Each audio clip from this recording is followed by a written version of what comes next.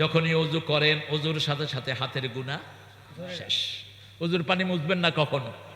বলতে বলতে আমি হয়রান হয়ে গেলাম, কিন্তু হুজুররাই সবচেয়ে বেশি টিস্যু চায়। এই টিস্যু দাও তো। তুই পড়স কি আর করস কি? একটা অজুরও কোনদিন রাসূল পানি মুছতেন না। রাসূল যখন অজু করতেন সাহাবায়ে কেরাম চারপাশে বসে থাকতেন। রাসূলের অজুর পানি ওনারা নিয়ে নিয়ে নিজের মুখে মুছে দিতেন, শরীরে মুছে দিতেন। সুবহানাল্লাহ বলতে ইচ্ছা করেন? আপনার আব্বারা অজুর পানি এরকম বরকতি পানি মুছতে পারেন, ওস্তাদেরটা মুছতে পারেন, রোগ ভালো হয়, সব রকমের বরকত আল্লাহ দান করে দেন।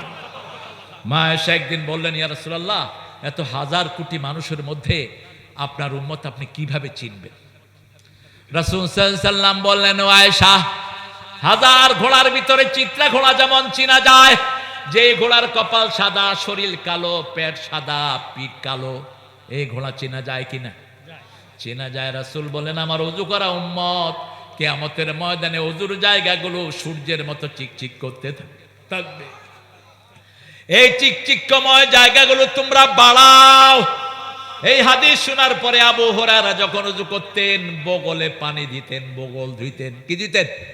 বগল ধুইতেন। কারণ ওযুর পানি যত জায়গায় লাগবে তত জায়গাকে সূর্যের চেয়ে আলোকময় করে দিবেন কে?